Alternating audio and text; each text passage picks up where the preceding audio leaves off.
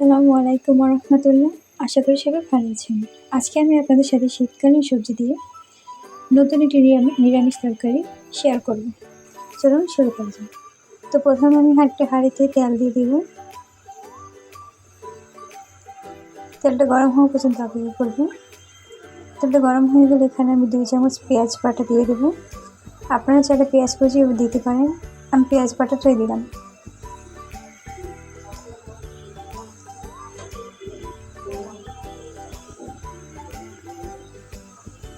এখানে দিয়ে দিলাম 1 চামচ আদা বাটা,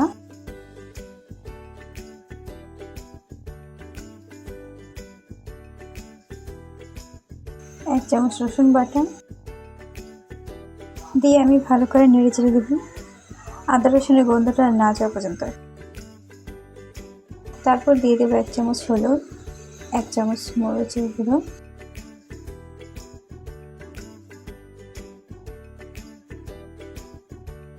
আপনারা ঝালটা আপনাদের পরিমাণ মতো দিয়ে দেবেন আর স্বাদ মতো লবণ দিয়ে দেবেন। তারপর নেড়ে চেড়ে কষিয়ে নেব ভালো করে। যতক্ষণ না তেল ছেড়ে দেবে মশলাটা ততক্ষণ পর্যন্ত কষিয়ে নেব। তারপর সামান্য পানি দিয়ে দেব যাতে মশলাটা পুড়ে না যায়। 1 চামচ জিরা গুঁড়ো, 1 চামচ ধনিয়া গুঁড়ো। এবার আরেকটু নেড়ে চেড়ে নেব। এবার দিয়ে দেব 3 পিস মাছ দিয়েছি আমি এখানে। বলেছিলাম নিরামিষ, কিন্তু আমার নিরামিষের সাথে মাছটা দিলে ভালো লাগে তরকারিটা, তাই আমি দিলাম। আপনারা স্কিপ করতে পারেন, সমস্যা নেই কোনো। ভালো করে কষিয়ে নিব। অফ ক্যামেরায় আমি অল্প করে পানি দিয়ে দিয়েছি। এবার আমি কাটা সবজিগুলো দিয়ে দেব।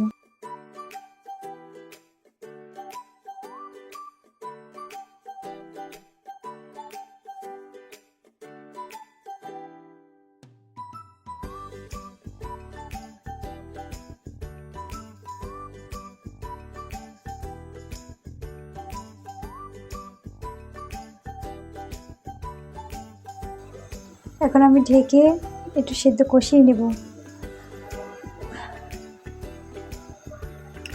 নেড়ে চেড়ে দেব।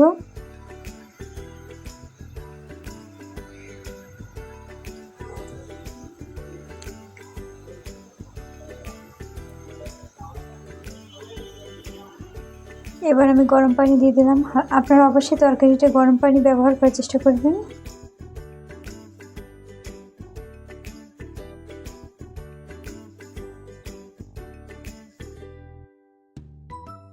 এবার তরকারিটা নেড়ে চেড়ে দিব একটু। এখানে আমি কাঁচামরিচ চিড়ে দিলাম কয়েকটি। কাঁচামরিচটা আমি পরে দিয়েছি যাতে কাঁচামরিচের ফ্লেভারটা আসে, কারণ আগে দিলে তখন তরকারি কষানোর সাথে এটার ঘ্রাণটাও চলে যায়।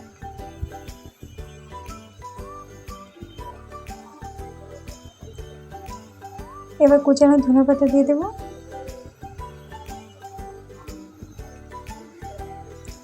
এবার ভালো করে আমি সেদ্ধ করে নেব তরকারি। আমার পুরোপুরি সিদ্ধ হয়ে গেছে তরকারিটি, আমি এখন নামিয়ে নেব। ভিডিওটি ভালো লাগে অবশ্যই একটি লাইক দিবেন। নতুন নতুন ভিডিও পেতে চ্যানেলটি সাবস্ক্রাইব করে পাশে থাকবেন। সবাই ভালো থাকবেন, সুস্থ থাকবেন। আল্লাহ হাফেজ।